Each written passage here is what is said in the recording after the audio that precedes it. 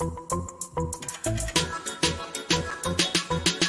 don't need Netflix, you don't need cable. Hop on YouTube, welcome to the hood table, where we chop up local and global events vocally. You don't really wanna miss out on these conversations. Just joke a little, laugh a little, get that wine in your system, fill your glass a little. Expose current events, talk trash a little. You never know, these opinions might clash a little. They addicted to the content, got them binge watching. You don't like it, then you want invited. Bet your friends watching in the house and in your job parking lot before you clocking. They don't wanna miss a second of this HT content. Everybody think they got something to say, so it's an open invitation, bring it to the table. But if you come whack, just know we ain't buying in. We gon' probably turn your back and tell you sorry, try again, Yeah, welcome to the hood table. You don't need Netflix, you don't need cable. Yeah, welcome to the hood table. You don't need Netflix, you don't need cable.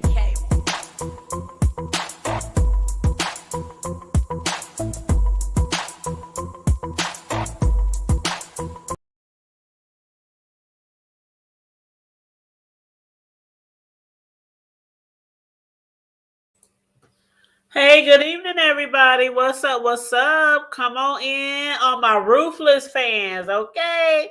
All my Ruthless fans, come on in. Get ready for this good old review.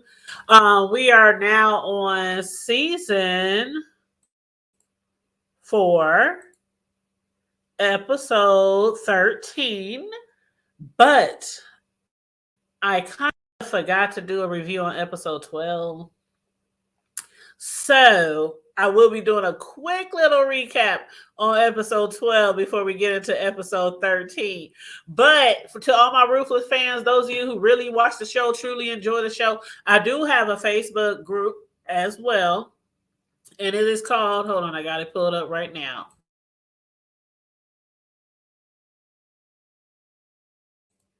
Okay, I do have a Facebook group called Tyler Perry's Ruthless BET TV show fan group on Facebook. We got 492 members over there, and over there, we can discuss like the different storylines, different characters, what are our thoughts, on the different scenes, and all that kind of stuff. Do our own little commentary over there. But yeah, if anybody's interested in joining the Ruthless TV show Facebook group that I created a couple of years ago, please let me know. Again, we got like 492 people in that group. But yeah, so for the people who do not watch Ruthless, feel free to stay and, enjoy the review. But you might be really lost in the sauce if you don't, watch the show on a regular basis. But again, for all of y'all who do enjoy Tyler Perry Ruthless TV show, y'all know that this TV show is really wild. Some of the things that go on in this TV show, a lot of people might not want to watch. Some of the scenes are really sketchy and X-rated as much as it can be on TV. You know what I mean? So, it ain't for everybody. It ain't for everybody. It's different from what Tyler Perry normally does.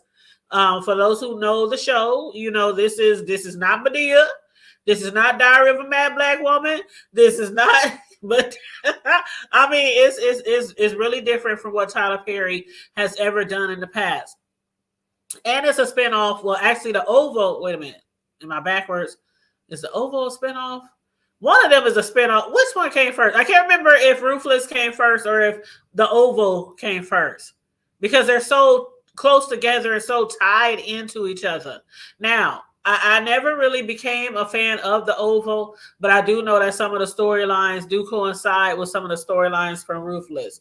So sometimes when I'm reviewing Ruthless, some people be like, oh, well, they did this over here on the Oval. And I'm like, we just stick into Ruthless. So when I review Ruthless, I'm not thinking about the Oval. I'm not thinking about any other TV shows. We just focus on Ruthless. But anyway, if anybody does watch the show and you want to jump on the link to discuss some storylines with me, feel free.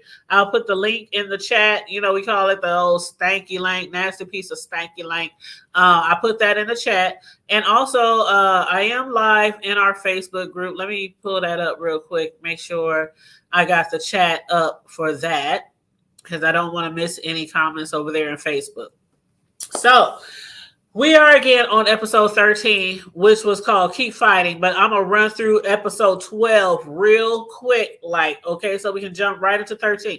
Because 13 didn't have, it has a lot going on, but not a whole lot. So, I'm just going to do both of them at the same time. So, anyway, episode, was it 12? Let me go back to my notes.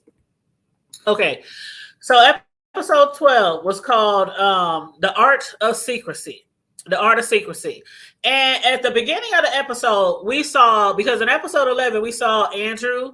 He got pulled in. He got caught. He's down at the FBI station. They questioning him, demanding that he speak to them, or he going to go to jail or, get locked up. And he's basically like, F y'all. Yeah, he's lowering up real quick because he ain't ready to talk yet, even though they said that he has not been loyal to them. So they actually believe that he has truly given himself to the Raku and turned his back on the FBI.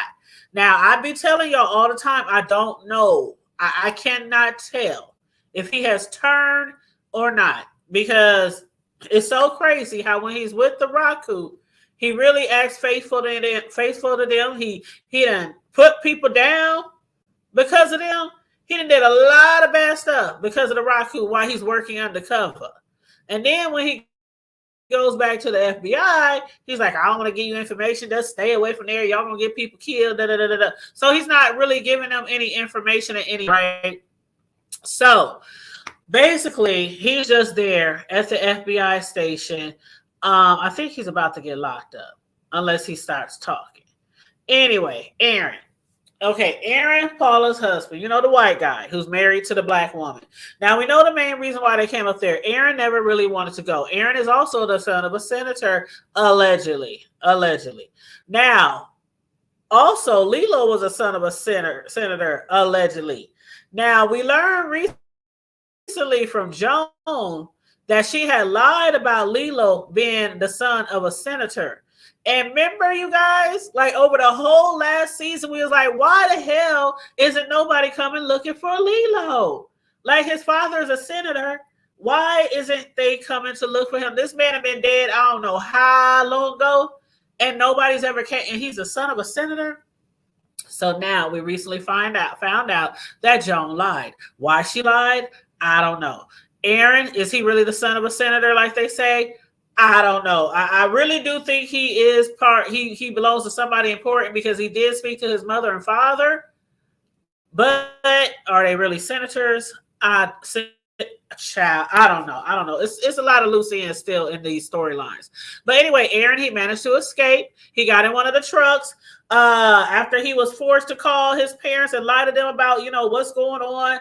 If him and his wife Paula is safe, he lied to them. We are okay. We are up here camping. The Raku was good people. He's laying it on for them real thick so they can stop looking for him.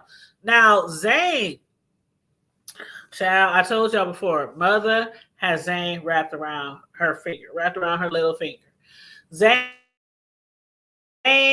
got really emotional behind Lady Mother like a fiddle. She's putting it on thick for Mother, like she's really, she's trying the people that's going to try to escape. And you can really tell because after what they did to Lacey, 17 men running a train on her back to back to back. The price of being a deserter, y'all. That's the price of being a deserter. Will she try that again? I'm not sure. Because right now, Lacey is angry. She asked Zane, how many was it, Zane? How many was it? Was it him over here? Was it them over there? Why is all the men looking at me funny? Did they all sleep with me? Like, she has no idea how many people ran a train on her at Mother's demand. But again, that's the price of being a deserter. I really do think, though, that she's going to try to get some revenge. And I think Zane is going to help her. I really do. Because remember when Zane mentioned how she got Manny off of her from crawling through her bedroom at night? So I think she's going to try to get some revenge on her. Now, the highest and Ruth. Ruth is still running around pretending like she's pregnant. The highest still think that she's pregnant. The highest still thinks that his baby is inside of her. And it would be like the only real legitimate baby of the highest. All the other kids that's been born there, ain't no telling who their daddies are, because you already know when it's time to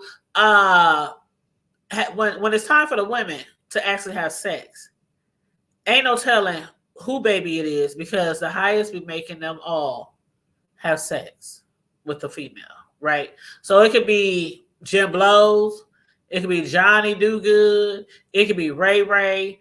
All those kids down there, ain't no telling who they are. But this one in particular, Ruth got the highest convinced that that baby that she is carrying is his, and it ain't even a baby. She tricked them. And she's tricking mother too. You remember what she did with the pregnancy test, right? She had went online and she found a way to fake a pregnancy test. Has something to do with soda.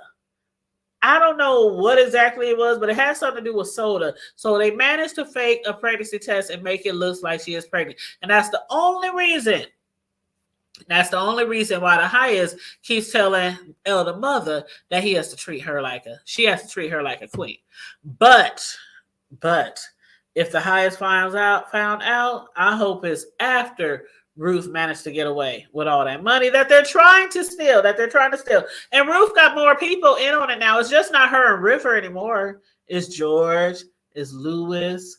But do River know about George and Lewis? I don't think so. Do George and Lewis know about River? I don't think so. Do Joan know about any of this shit? I don't think so. I think River and Joan still are under the impression that it's just the three of them. River, Joan, and Ruth. That they're the only ones conspiring to get all the money from the highest and try to escape there. But of course, not without Ruth's daughter. She ain't going nowhere without her daughter. And River was cracking me up. He was like, I know you want your little old raggedy piece of daughter up out of here. Oh my God. You know what? He's young. He has no children. He's gay. He might not ever have children. So he don't really understand. He's like, let's just get the hell up out of here. But of course, Ruth is like, we're not leaving here without my daughter. Okay? But anyway, the highest tells Ruth that he loves her. Does he really love her, or does he really love what she can do for him in the bedroom? Her skills, okay? Do he love her skills? I don't think the highest really knows what love is, especially how he grew up, and he has mother issues, abandonment issues. He was abused as a child, then he landed up in prison and became the highest, and everybody started respecting him. Then he started, it went to his head. It went to his head, having all these people following him and obeying him and bowing down to him. It kind of went all to his head. I don't think he ever really knew what love is. But he tells Ruth that he's in love with her. And she's like, I love you too. Did y'all see when they was having sex? Ruth was looking up in the air like,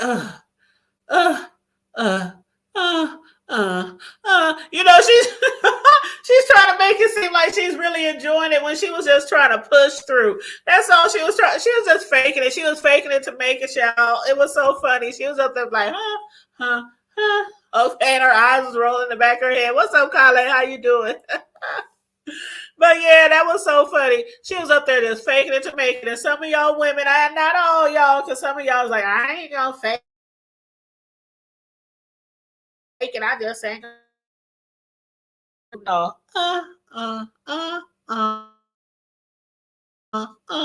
That's the fake until we make it. But yeah, she has no intention. She had no intention of giving him the drugs that River wanted, because River wanted her to get the highest high so they can go in there and sneak the money out of his mattress. Ruth had no intentions of doing that, because she knows once River get his hands on that money, he is going to leave there without her daughter if she doesn't have her daughter. So Ruth was not planning on giving the highest any type of drugs that he normally takes, especially at nighttime, so that he can it just soothes his soul, makes him fall asleep. I don't know, makes him forget about everything that he's been through. We still don't know everything that the highest been through, but it's been a lot. We got enough. We got enough to figure out why he is as ruthless as he is today, right? Yes, sir. So she is like, okay, I'm not gonna go anywhere till my daughter is free, right? And also the highest, he's supposed to have like 750K, right?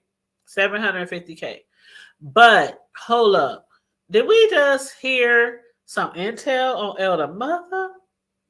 Like after Ruth was pushing through, after she finished having sex with the highest, faking it to make it, she tried to tip him off that Mother's putting something in his food, which he of course didn't believe because he trusts Mother. We found out. Oh my God, I have been wanting some intel, some background on Mother, Elder Mother, for a long time, and her real name is Marva, but we call her Mother. Okay, Elder Mother. Um, I've been wanting some intel on her. But he believes that she is really loyal. Why? Because, as we just found out, Elder Mother used to be a nurse in the prison where the highest was placed. And when he was in prison, she loved his teaching. So after he was released, Mother, she's been following him ever since. She's been following him ever since, faithful to him ever since. She don't want nobody else near him. She don't want nobody else to cook for him. She don't want nobody else to bathe him. She don't want nobody to get him his drug. She wants to do it all for him. And I guess it's been like that for a long time since they met in prison. But yeah, she was a whole nurse in prison. And being that she was a whole nurse in prison, why the hell ain't she figured out that Ruth ain't really pregnant? I'll wait.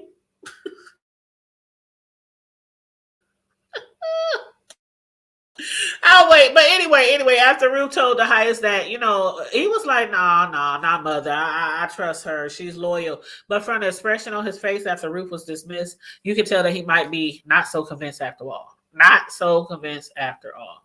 But that Mother was drugging the highest, that was interesting. He was like, he cannot know. He cannot know because he will truly snap. I'm like, snap? So what has he been doing before? Because I would call that snapping. I mean, he was walking around with big ass swords, chopping people's heads off. Ain't that snapping? That's beyond snapping, if you ask me. But anyway, River and Joan. River was hoping that Ruth, really got the highest, high, but he was pondering how to escape later that night. And Joan found out that his lover, he was the one who was going to help get them a car so they can help get out of there. But of course, the plan got derailed because Ruth did not get the highest high. She just put it on him. He'll probably take a long nap. But River's boyfriend, his boy toy that I think he's been playing on his top, playing with his feelings, River don't like that. Boy, River do not like it. He needed somebody. He needed somebody who he can trust and somebody who he can make believe that they can trust him. So that other guy, Peter, he really thought that him and River was going to roll out into the middle of the night. After Peter lost track of Aaron, he knew that his life is in danger. River was like, we can't go nowhere. He never even told him about the money. Never even told Peter. So Peter don't understand, why the hell can't we leave? My life is in jeopardy. The highest is probably going to kill me. I might not make it to the morning. We need to leave now. We got to go. I got a car. And River, shit. He still ain't told him. I'm sorry, but I can't go. I'm sorry, but I can't go. He couldn't tell him the real reason, but he was just like, I'm sorry. I can't do it. I can't do it. But anyway, after being forced to have sex with all those men, Lacey and Zane, they had to calm Paula down, which is Aaron's wife, because she finally realized what she and her husband has really gotten themselves into, or should we say what she has really got her husband into, because keep in mind, her husband never wanted to go up there. He was really skeptical from day one. Matter of fact, remember when they was going to send them on their merry way, they told them they couldn't join the cult because he was just too skeptical, answering too many questions. Remember, he was walking all around the compound being nosy, and he was hearing people shooting at each other, people being killed. He was hearing all these sounds. And still yet, his wife managed to convince him this is where they need to be, because she was under the impression that the highest has these powerful forces and could make her become pregnant. Like he could touch her womb and make it come to life and be fruitful and multiply.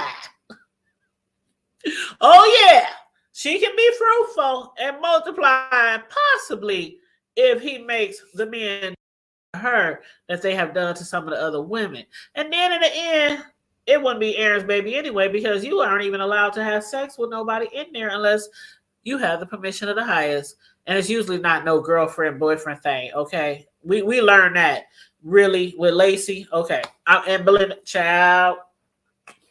So she has come. She's coming down from her high. She's no longer enchanted. She's disenchanted now because all the drugs are coming out of her system, and it's coming to her. It's like, what's going on? What did they do to you? Are you okay? No, she just had 17 men run a train on her. She ain't okay. She ain't all right. Now, Paula, she's regretting making her husband join this cult, and she has no idea where her husband is. Her husband is on the run. He done stole a truck. Oh, child. Now we're going to move on to season 4, episode 13, called Keep Fighting. Okay. So Ruth is carrying, allegedly, for the only pure child of the highest. She is carrying him. We don't even know how many months she is. She don't look pregnant. Elder mother, who we found out was a nurse in the prison where the highest and Daikon and them was serving their time. She ain't even realized that the girl ain't really pregnant, right? But anyway, at least she has the highest. You know, she has him wrapped around her little finger. She has him convinced that she is carrying his child, the only pure child, actually seated by the highest. But we all know ain't no baby in there. Aaron, who was scared shitless when he thought that the guards had caught up with him, he managed to run into the deputy. That's what we saw at the beginning of of episode 13. Man, the sheriff is like, oh my God, man, really? Really? How long do you think he has been in the back pocket? How long do y'all think this has been going on? How long has they been filling his wallet with money for him to keep his mouth shut and let them do everything that they've been doing up there, including getting rid of babies, children, trafficking? I mean, all the drugs, money laundering. They've been doing all kind of shit up there. And then with Aaron trying to escape, he tells Deputy Kate, don't take him to the station. Take him somewhere else. Take him over here. I don't even know where the hell they was going, to some farm or somewhere. Some park or something like that. But Kate, yeah, we saw what happened. We'll get back to that. But anyway, yeah, Kate was driving him up to a designated location. As far as Peter, after he realized that he lost Aaron, River quickly switched up on him, telling him again that he couldn't leave him, even knowing that Peter's life could be in jeopardy if Daikon found out about this, which is why Peter was trying to escape right behind Aaron. Unfortunately, those two guards, they kept him for driving off the car that he stashed in the woods. And unbeknownst to Peter, not only did the truck Aaron stole have a tracker, but he also found out that ain't no sense going to Sheriff Conley. So the guard told Peter to hop on the four-wheeler and look for Aaron. But will he be successful? I don't know, because the sheriff was in on it too, right? But the sheriff, did he finally get enough for the Raku? Because after he found out that Aaron had escaped and that the FBI now has Andrew, the sheriff was like, deuces. It has been fun. Y'all ain't enough money in the world to keep me working with y'all. Then they got Aaron down there. Aaron knows everything. Aaron knows where all the bodies are buried. He knows everything that's been going on. The trafficking, drugs, how can I say this without getting in trouble with YouTube? The R things that have been doing to boys, the ladies, girls. He knows about all that. And he also knows that the sheriff is a shady ass person. So, with that being said, the sheriff was like, adios, gotta go. It was good knowing you. It's been fun. He hurried up and got the hell out of there. He's like, let me get the hell out of here before the shit hits the fan. And if he gets one whiff of his name coming up, he said, I'm busting all y'all sons of bitches. Yes, I am. Why did Daikon let him get away, y'all? Why do you think Daikon let him get away? Because sheriff just did threaten him. If I hear one whiff of my name, if I get one whiff of my name, I'm busting all y'all sons of bitches down. Why Daikon let him get away? I don't know.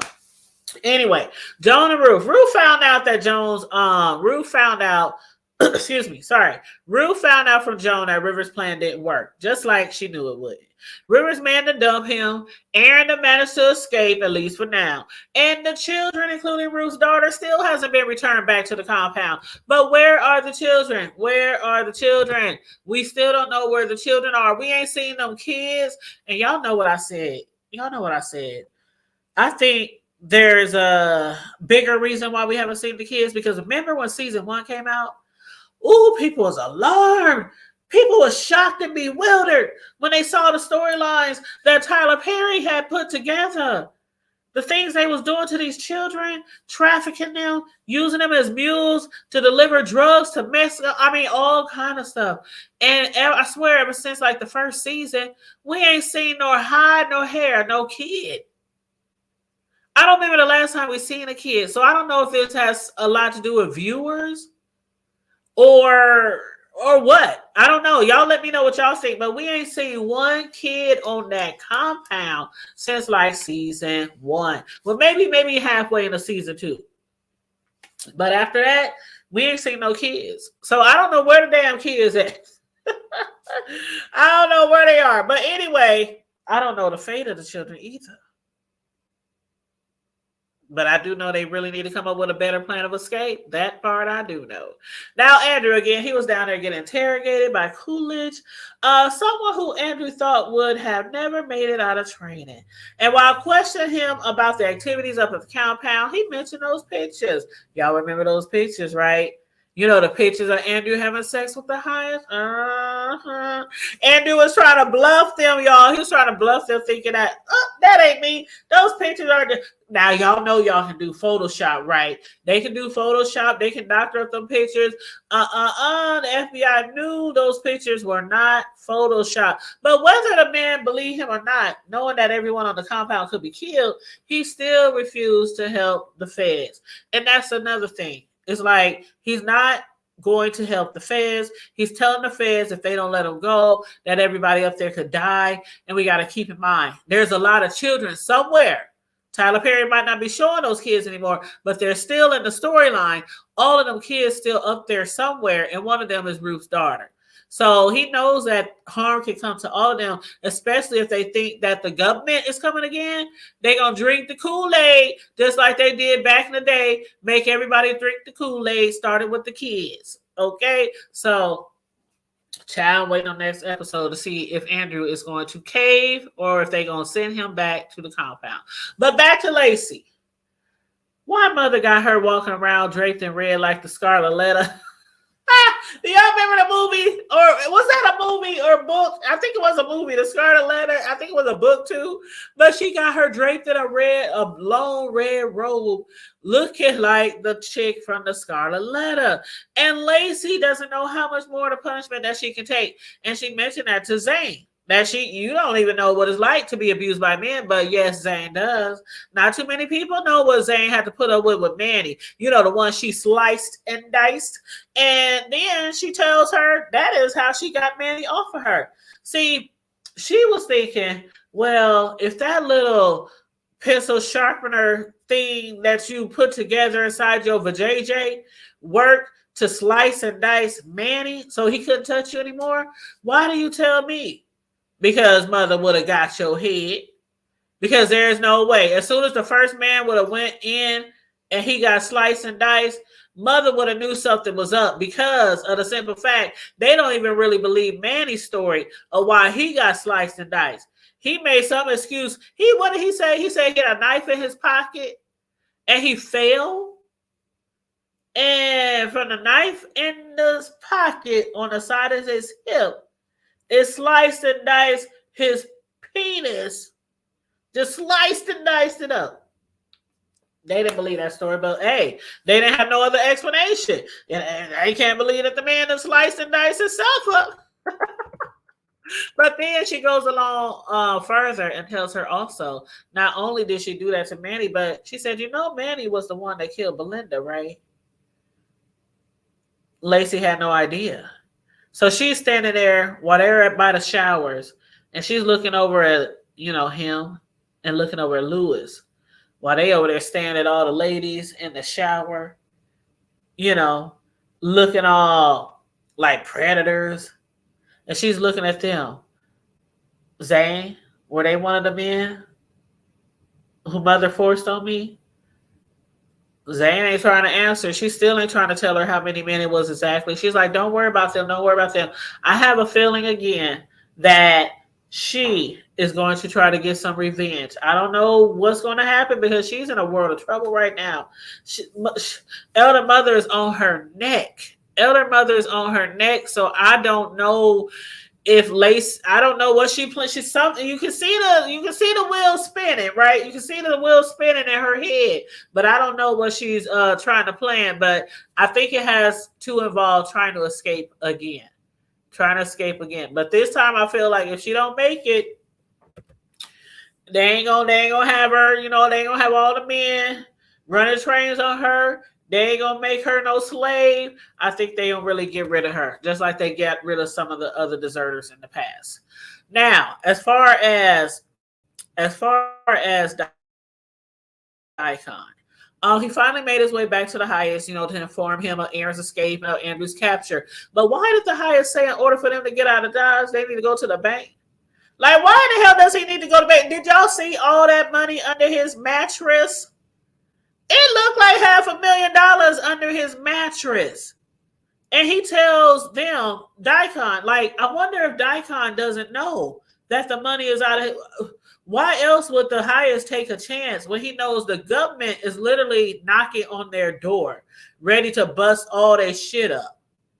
And they have Andrew in custody, the undercover. But he wants to go to the bank to get some money, and he got what looks like $500,000 under his mattress. That makes me think maybe Ruth and them was they math was not mathing because they think it was only like $750. Matter of fact, Ruth, who was planning to filter money, from the highest, along with George and Lewis, she promised Lewis $300K. The short, light-skinned guard Lewis, she promised him $300K if he escapes and return with her daughter. I'm like, are you serious? You want this man to escape and return with your daughter, and you promised him $300K? Child, they gonna leave your daughter. Shit, you think he won't? River is thinking about leaving your damn daughter. Lewis, she ain't even too fond of Lewis. She don't know him as well as River. So why would she put all her trust in him with all that money? I don't understand. But he swore to do it. And they literally got to put those plans in motion immediately because the FBI, they left saying, oh, we're going to come back with a warrant. So they literally have no time. And the highest want to run down there to the bank to get some money. I don't understand. But anywho, moving right along. After the bath, after she bathes the highest, she's gonna, get the money for the guard. But mother, she got upset because she found out that Ruth get the baby. But I told y'all before, mother, at first, when we really didn't have no details on her background, I kind of thought that she might have been in love with the highest. Then I was thinking, well, no, it can't be that. She's old, maybe that's his mother or an auntie or something like that. Like, why does she has to feel like she can be the only one to bathe him, feed him, rub his scalp, grease his head, massage his toes, his feet? Like, she just feels like can't nobody else do shit for the highest, cook his food, everything, give him his medicine.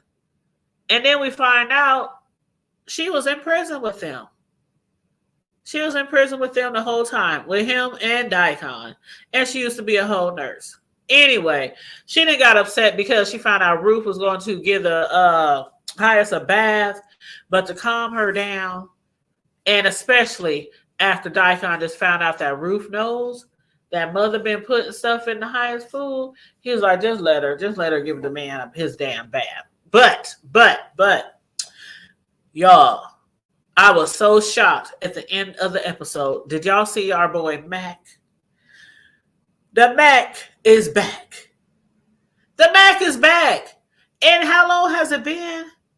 We ain't seen Mac in so long. I thought they'd have put him off the damn show. Like they just killed his character off. But he is back. And we finally know for sure that he is in on it too with the Raku and with the sheriff. But he doesn't know right now that the sheriff has backed out. So he don't know that right now. But he's still in with the Raku. And I could not believe that he killed Deputy Kate. You know, do y'all remember a time when I thought Deputy Kate? Remember Melinda used to go down there. She used to mess with the deputy, and they used to have sex in his office on his desk. And the sheriff had the camera footage, and he was watching it. It was a nasty ass. He was watching, and then I was like, "Is Deputy Kate on this as well?"